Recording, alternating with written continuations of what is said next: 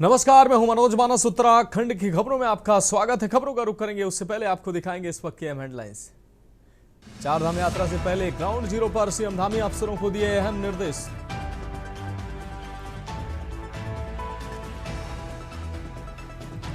लक्सर में यूरिया खाद की कालाबाजारी का भंडाफोड़। किसान यूनियन भानु ने पकड़ी संदिग्ध खाद से भरी गाड़ी कोतवाली पुलिस को सौंपी गई। रुद्रपुर में पकड़ी गई नकली एनसीईआरटी किताबों का मामला अब राजस्थान से जुड़ा। कुछ किताबें भरतपुर के गोदाम में भी रखी गई थी, एसआईटी जांच करेगी।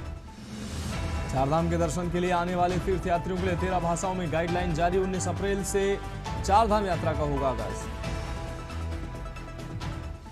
दून से दिल्ली जाने वाली बसों का किराया 25% घटा। उत्तराखंड परिवहन निगम ने करीब 16 बसों का संचालन वाया एक्सप्रेस वे शुरू किया। 1 मई से शुरू होगी आदि कैलाश यात्रा। उसी दिन से बनेंगे इनर लाइन परमिट। आप देख रहे हैं के न्यूज, खबरों का सारथी। अब खबरें विस्तार से। खबर देहरादून से, जहां पूर्व मुख्यमंत्री व कांग्रेस के वरिष्ठ नेता हरीश रावत ने गर्मी में खाए जाने वाले मौसमी फलों और पारंपरिक पहाड़ी व्यंजनों के साथ एक विशेष समर पार्टी का आयोजन किया है। इस पार्टी में खीरा, ककड़ी, खरबूजा, तरबूज के साथ बुरांस का जूस और हरिद्वार का प्रसिद्ध गुड़ भी शामिल रहा। कार्यक्रम में प्रदेश के विभिन्न क्षेत्रों से आए कांग्रेस नेता और कार्यकर्ताओं ने शिरकत की है। मीडिया से बातचीत में हरीश रावत ने कहा कि ये सभी मौसमी फल प्रकृति के सौगात हैं और उनका बचपन से ही ऐसे आयोजनों का शौक रहा है। उन्होंने बताया कि भगवानपुर और अन्य मैदानी क्षेत्रों में इन फसलों की पैदावार होती है और वे लोगों को इनकी खेती के लिए भी प्रेरित करते रहे हैं। से मेरा शौक है। बचपन में मैं गांव घर के अड़ोस पड़ोस की ककड़ियां चूर चूर करके अपने या फल इत्यादि चूर करके अपने साथियों को खिलाता था। अब जो है ये सौगातें मान करके खिलाता हूँ। जो है मौसमी सौगातें हैं, तो एक जो ककड़ी है, खीरा है, हमारा तरबूज है, खरबूज है, ये भी मौसमी हमारी सौगातें हैं। और हमारे ये मोहन रॉ के चारों तरफ के एरिया में ये बहुत पैदा होती है।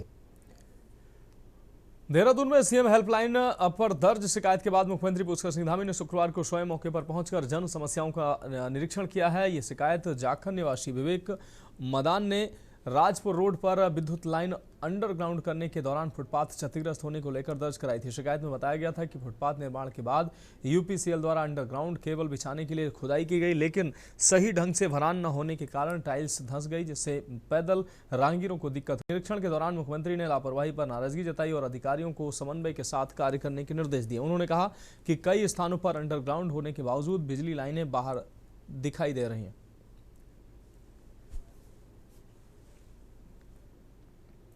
अब बढ़ेंगे अगली खबर की ओर। खबर देहरादून से है, जहां देहरादून में नारी शक्ति वंदन अधिनियम और महिला आरक्षण को लेकर भाजपा महिला मोर्चा ने बाइक यात्रा निकालकर प्रधानमंत्री नरेंद्र मोदी का आभार व्यक्त किया। इस यात्रा में महिला मोर्चा की पदाधिकारी और विभिन्न सामाजिक संस्थाओं की महिलाओं ने बड़ी संख्या में भाग लिया है। भाजपा महिला मोर्चा के प्रदेश अध्यक्ष रुचि भट्ट ने कहा कि प्रधानमंत्री द्वारा महिलाओं के लिए 33% आरक्षण का प्रावधान एक ऐतिहासिक कदम है। उन्होंने बताया कि संसद में इस बिल पर मतदान से पहले इस यात्रा के माध्यम से मातृशक्ति का समर्थन प्रदर्शित किया गया है। देखिए, आज क्योंकि बिल की वोटिंग भी होनी है और आज बिल कल से संसद में पेश हुआ है, उस पर बहस चल रही है, तो ये जन समर्थन महिलाओं का हमारे मानने।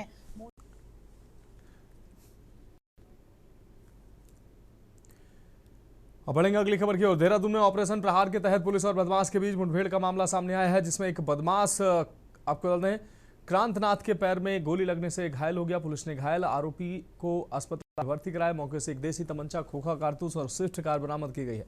एसएसपी देहरादून के अनुसार वाहन चेकिंग के दौरान संदिग्ध कार पीली कोठी हर्रावाला के पास घूमती मिली, जिसे रोकने का प्रयास किया गया तो चालक हरिद्वार की ओर से तेज गति से भागने लगा। पीछा करने पर कुआं वाला के पास वाहन टकरा गया, जिसके बाद आरोपी जंगल की ओर भागा और पुलिस पर फायरिंग की। जवाबी कार्रवाई में वह घायल हो गया। आरोपी पर पहले से चोरी समेत कई आपराधिक मामले दर्ज हैं।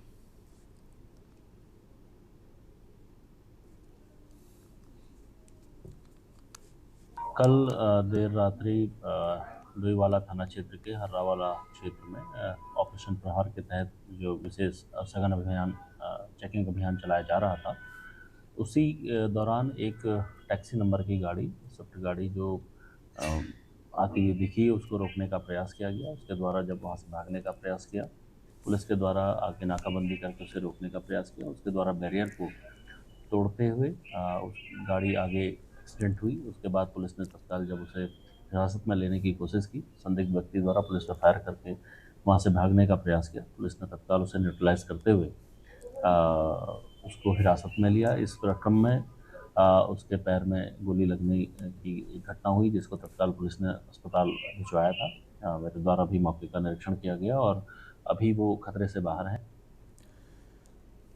देहरादून में मच्छर जनित बीमारियों से बचाव के लिए नगर निगम ने बड़ा अभियान शुरू कर दिया है। महापौर सौरभ थपलियाल ने फॉगिंग अभियान को हरी झंडी दिखाकर इसकी शुरुआत की है। निगम का दावा है कि अब शहर के हर वार्ड में चरणबद्ध तरीके से फॉगिंग की जाएगी। नगर निगम देहरादून द्वारा शहर में डेंगू, मलेरिया और चिकनगुनिया जैसी बीमारियों की रोकथाम के लिए व्यापक फॉगिंग अभियान शुरू किया गया। इस अभियान का शुभारंभ महापौर सौरभ थपलियाल ने हरी झंडी दिखाकर किया। इस दौरान उन्होंने अधिकारियों को निर्देश दिए हैं कि फॉगिंग कार्य को नियमित और प्रभावी तरीके से सभी वार्डों में किया जाए ताकि किसी प्रकार से क्षेत्र में लापरवाही न हो। नगर निगम की योजना के तहत 100 वार्डों में चरणबद्ध तरीके से फॉगिंग कराई जाएगी।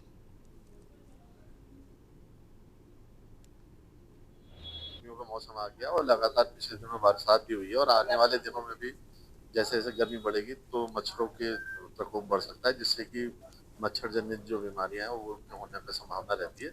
इसलिए आज से हमने विधिवत फॉगिंग का कार्य शुरू कर दिया और साथ ही साथ लार्विसाइड का छिड़काव भी एक टाइम टेबल बना के उसके हिसाब से छिड़काव किया जाएगा और ये समस्त 100 वार्डों में किया जाएगा। सारी मशीनें हमारी उपलब्ध है, सबकी की सर्विसिंग करा दी गई है। अब बढ़ेंगे अगली खबर की। उत्तराखंड हाईकोर्ट ने देहरादून के मियांवाला के पास तालाब और जलमग्न भूमि पर अतिक्रमण करने के खिलाफ दायर जनहित याचिका पर सुनवाई की। मामले की सुनवाई के बाद कोर्ट की खंडपीठ ने जनहित याचिका को निस्तारित करते जिलाधिकारी देहरादून से कहा कि याचिकाकर्ता के प्रत्यावेदन पर मामले की जांच कर उस पर 3 माह के भीतर निर्णय लेने को कहा है। आपको बता दें कि देहरादून मियांवाला निवासी महेंद्र सिंह बटोला ने जनहित याचिका दायर कर कहा कि देहरादून में तालाब और जलमग्न भूमि पर अतिक्रमण हुआ है। यही नहीं, MDDA के द्वारा उस भूमि का स्वरूप बदलकर उसमें पार्क और अपने हित के लिए रास्ता भी बना लिया गया है। जनहित याचिका में यह भी कहा गया है कि यह भूमि सरकारी रिकॉर्ड में तालाब और जलमग्न के रूप में दर्ज है, इसका स्वरूप नहीं बदला जा सकता, इसलिए इस पर अतिक्रमण को हटाया जाए। उनके द्वारा इस संबंध में प्रशासन को पत्र दिया गया है, लेकिन उस पर कोई कार्रवाई नहीं की गई है। उनके द्वारा जनहित याचिका में कोर्ट से प्रार्थना की गई है कि इस पर अतिक्रमण हटाने के आदेश प्रशासन को दिए जाएं। मामला था मियांवाला क्षेत्र देहरादून का, जहां पे एक ज़मीन है जो कि ऑन रिकॉर्ड जलमग्न भूमि है, तालाब का एरिया है, लेकिन कुछ लोगों ने उस पर इंक्रोचमेंट कर रखा है और यहां तक कि नगर निगम ने भी उसमें पार्क बनाया है और किसी प्राइवेट इंडिविजुअल्स को फ़ायदा पहुंचाने के लिए। तो उसको लेके हमने एक रिट पिटीशन यहाँ पे PIL के तौर पे फाइल करी थी और क्योंकि वहाँ के जो लोकल जो लोग हैं उनको काफ़ी इससे दिक्कतों का सामना करना पड़ रहा था, क्योंकि उनके यहाँ जो वो तालाब था वो पहले सारा रेन वाटर और ये सारा वाटर उसके अंदर चले जाता था। खबरों में वक्त एक ब्रेक का है, जल्द हाजिर होंगे। ब्रेक के बाद उत्तराखंड की खबरों में एक बार फिर से आपका स्वागत है। देहरादून के मसूरी कट क्षेत्र में यमुना पुल के समीप ट्रक दुर्घटना के बाद एक व्यक्ति लापता हो गया। सूचना मिलने पर SDRF की टीम डाक पत्थर पोस्ट से मौके पर पहुंची और खोजबीन शुरू की। जानकारी के अनुसार 2 अलग-अलग स्थानों पर हादसे हुए। जूडो क्षेत्र के पास नदी में गिरे ट्रक में सवार दोनों लोग सुरक्षित बच गए हैं, जबकि यमुना पुल के पास हुए दूसरे हादसे में चालक घायल हो गया, अस्पताल पहुंचाया गया। दूसरे ट्रक में सवार एक अन्य व्यक्ति के लापता होने पर SDRF ने यमुना पुल से डैम तक नदी तट और आसपास के क्षेत्रों में सर्च अभियान चलाया गया, लेकिन देर शाम तक उसका कोई सुराग नहीं मिला। राहत एवं बचाव कार्य लगातार जारी।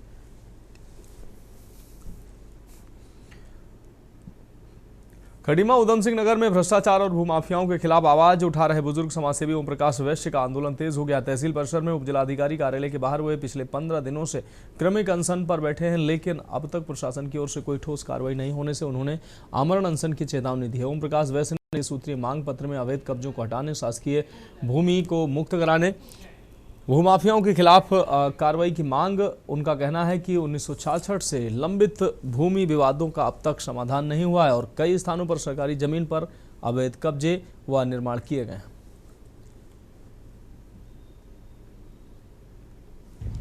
साहब, हमारे वार्ड का सभासद जो है, इसके खिलाफ हम पहले भी भूख हड़ताल पे बैठ चुके हैं, आमरण अनशन पे बैठ चुके हैं। ये जो है बदले की भावना रखते हुए विकास के नाम से कतई जीरो है, जबकि ये सभासद है वहाँ का।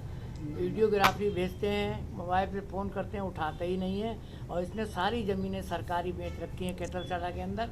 लेकिन प्रशासन को मुकेश, इसका नाम जो है मुखर्जीत राणा है, और ये 3 पार्ट है, एक अमित राणा, एक ये, और अभी भी बहुत ज़मीन है। इसने मिट्टी तक अपने प्लाट में डला रखी है, बरत 4 की घेर के।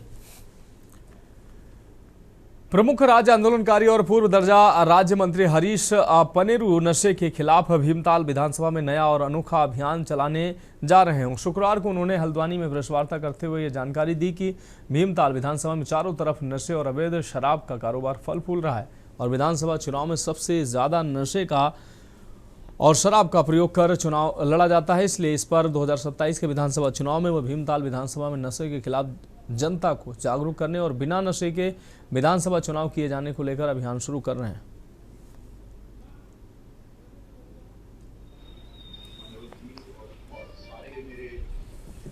कि 2027 का चुनाव नज़दीक है।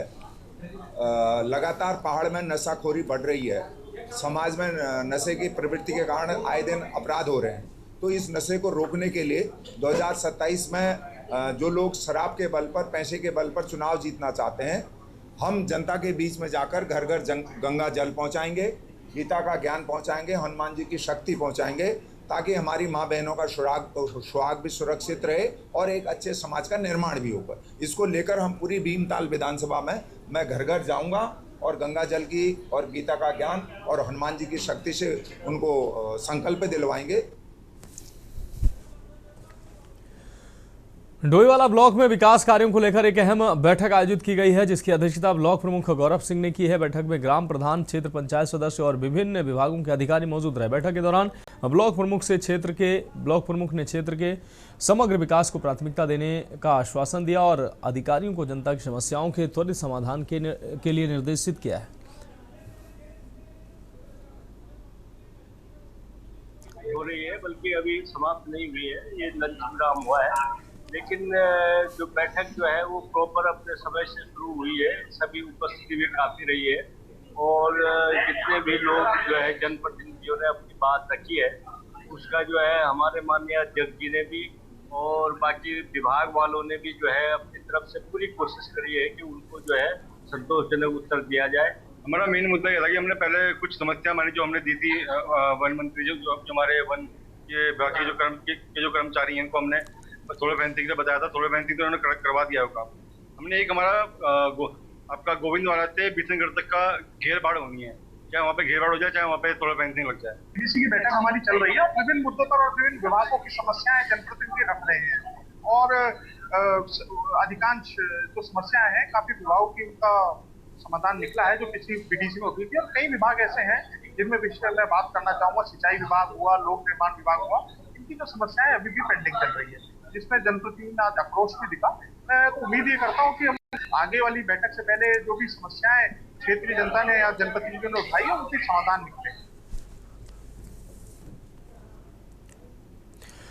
उत्तराखंड राज्य अपने आध्यात्मिकता के साथ साथ शिक्षा के क्षेत्र में भी भारत में प्रथम दर्जे की शिक्षा प्रणाली के लिए प्रसिद्ध रहा है, जिसके चलते कई बड़े चेहरों ने उत्तराखंड से अपनी शिक्षा दीक्षा की शुरुआत कर प्रदेश का नाम ऊंचा किया है और वर्तमान में भी आपको बता दें राज्य सरकार निरंतर शिक्षा प्रणाली में और अधिक सुधार करने के लिए भी कार्य कर रही है। लेकिन प्रदेश में जहां सरकारी स्कूल सरकार के संरक्षण में आधुनिकता की ओर बढ़ रहे हैं, वहीं निजी स्कूल प्रगति की राह पर स्कूली बच्चों के अभिभावकों की जेब काटते नजर आ रहे हैं। आप ये स्पेशल पैकेज देखिए और मुझे दीजिए इजाजत।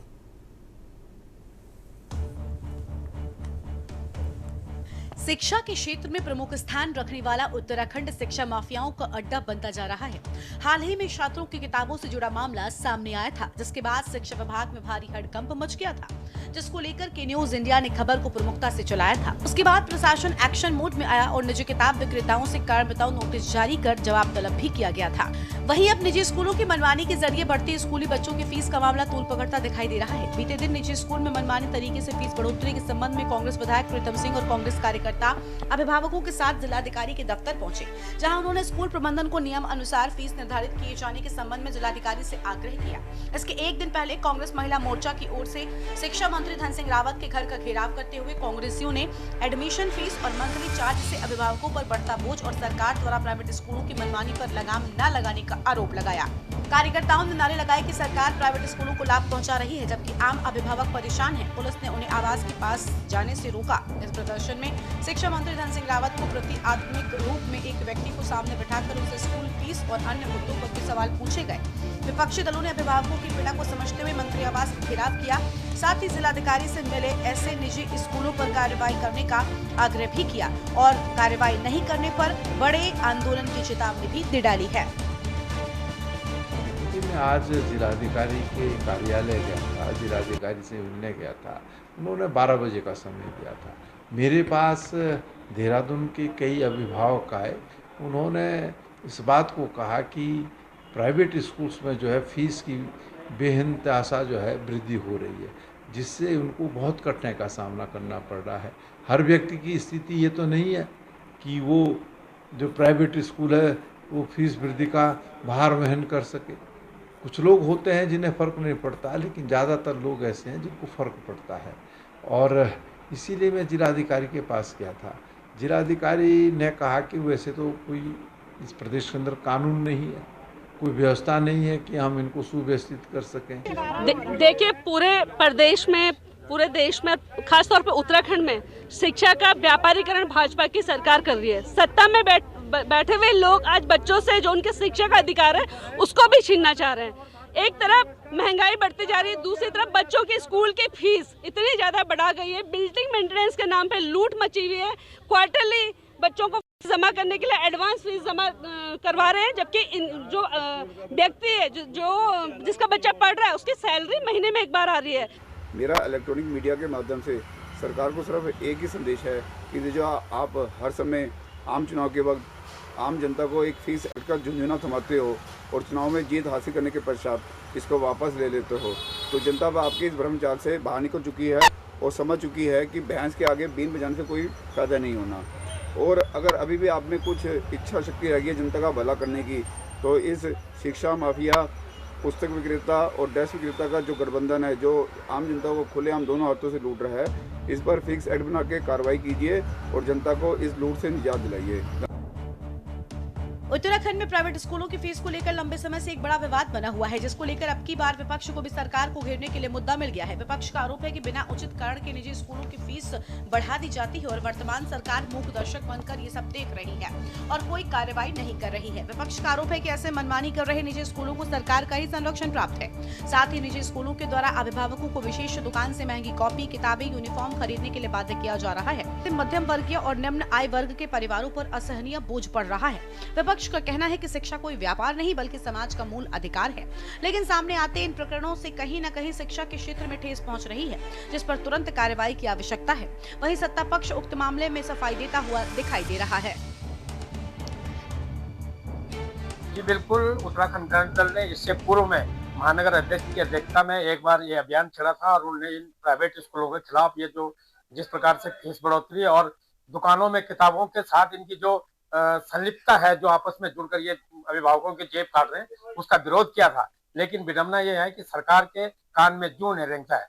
लेकिन अभी भी वक्त ज्यादा दूर नहीं गया, अगर जो ये प्राइवेट स्कूल हैं इन पर सरकार ने लगाम नहीं कसी और जो दुकानदार हैं जो इन स्कूलों के साथ जुड़ करके कांग्रेस पार्टी ने एक नहीं कई बार सरकार को बताने का कार्य किया है कि जिस तरीके से कमर्शियलाइजेशन ऑफ एजुकेशन हो रहा है और फीस वृद्धि के साथ साथ जो कॉपी किताबों के दाम है प्राइवेट स्कूल में वो इस कदर बढ़ रहे हैं कि अभिभावक परेशान हैं। और सबसे महत्वपूर्ण बात ये है कि जिस तरीके से जो स्कूल है वो स्पेशली एम्फसाइज करते हैं कि आप जो कॉपी किताबें हैं वो एक पर्टिकुलर दुकान से लेने का कार्य करिए।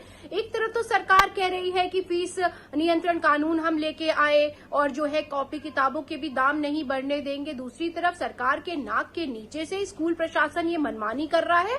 देखिए, बहुत अच्छी बात है कि अगर विपक्ष सक्रिय है और वो सोच रहा है कि प्राइवेट स्कूलों के लिए हम जाएं और बात करें और पेरेंट्स के साथ में न्याय की बात करें, तो मेरा भी एक सवाल है कांग्रेस के उन लोगों से जिस समय कांग्रेस की सरकार थी तो उस समय उन्होंने प्राइवेट स्कूलों के खिलाफ कार्रवाई करने का काम नहीं किया। उस समय तो उनको फीस की याद नहीं आई, उस समय उनको पेरेंट्स की कोई दिक्कत परेशानियां याद नहीं आई। लेकिन आज सरकार ने सख्त अपना नियम बनाया है, कानून बनाया है।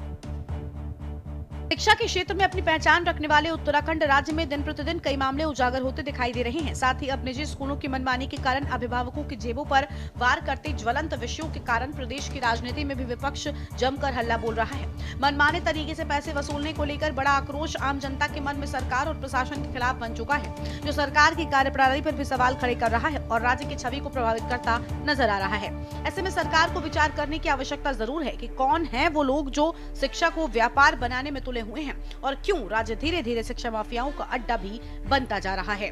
Uttarakhand desk report.